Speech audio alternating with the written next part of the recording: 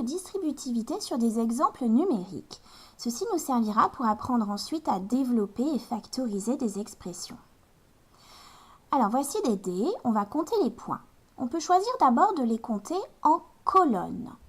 Donc 3 fois 5 et à côté 3 fois 2. Je peux écrire mon calcul avec cette expression qui est une somme, puisque la multiplication est prioritaire, c'est l'addition qui sera faite en dernier. Donc c'est une somme. Effectivement, je vais effectuer les multiplications en premier. Le produit de 3 par 5 me donne 15, plus 3 fois 2, j'obtiens 6, et en dernier, j'obtiens donc 21 points. Mais j'aurais aussi bien pu calculer en ligne. Je pouvais voir en ligne 5 plus 2 sur chaque ligne, donc ceci se répète 3 fois. J'écris cette expression comme étant 3 fois, j'ouvre la parenthèse, 5 plus 2. On peut dire 3 facteurs de 5 plus 2.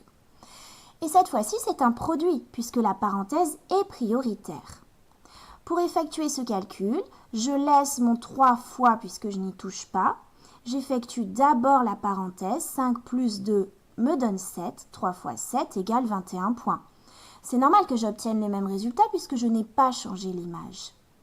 Tout ça pour dire que le résultat, que la somme ici, le résultat de cette addition, est égal au résultat de cette multiplication. On peut donc passer d'une somme à un produit, et ça s'appelle factoriser en mathématiques, ou inversement passer d'un produit à une somme, et ça s'appellera développer. C'est là-dessus que repose le principe de distributivité. Alors on va voir tout ça avec un moyen mémotechnique. Pour développer, en fait, ce qu'on fait, c'est qu'on distribue la multiplication par 3, on la distribue sur l'addition. Il faudra sur le cahier penser à faire ces petites flèches-là. D'abord la petite, puis la grande. Donc d'abord, je vais multiplier mon 3 fois et je vais l'appliquer sur le 5, 3 fois 5. Je réécris ce plus-là. Et puis ma grande flèche me dit 3 fois le 2. Un moyen mémotechnique consiste à parler de facteur, puisqu'on a dit que ça s'appelait un facteur, ça. Et donc on dit, aussi bien, on peut dire que le facteur distribue des lettres, c'est mon 5, et des colis, c'est mon 2.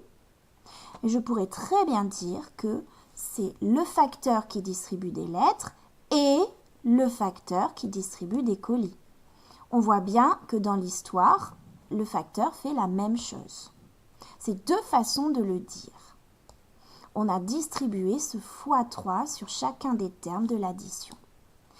Pour factoriser, ça prend un petit peu plus de temps à l'apprendre, il faut déjà trouver quel est le facteur commun. Donc on partira d'une somme et on regarde, dans chacun des termes, je vois qu'il y a un x3. Ici, ça se voit parce qu'il est marqué en vert. Pour factoriser, on commencera par mettre ce facteur commun, 3 fois. On ouvrira la parenthèse et là, en rouge, on réécrit tout ce qui reste.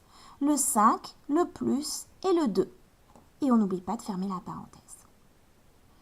Si on veut aller plus loin, on peut aussi apprendre la double distributivité qu'on présente classiquement avec ce rectangle.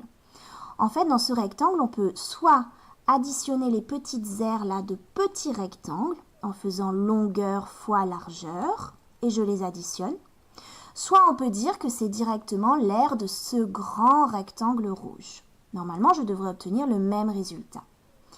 Et effectivement, comment je trouve la longueur de ce grand rectangle? En additionnant 3 plus 4, ce qui me donne une longueur de 7.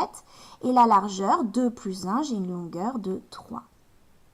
Eh bien, on va dire que si on fait longueur fois largeur de ce grand rectangle, on doit trouver les mêmes petites aires à l'intérieur. Cette longueur du grand rectangle fois la largeur du grand rectangle, je dois trouver les mêmes petites aires à l'intérieur. Double distributivité, ça veut dire que je vais avoir à la fois mes flèches en haut et à la fois mes flèches en bas. C'est le facteur et son collègue qui distribuent des lettres et des colis. Donc le facteur distribue des lettres et le facteur distribue des colis et son collègue distribue des lettres et son collègue distribue des colis. Vous pourrez vérifier tout ça par le calcul en mettant pause sur la vidéo.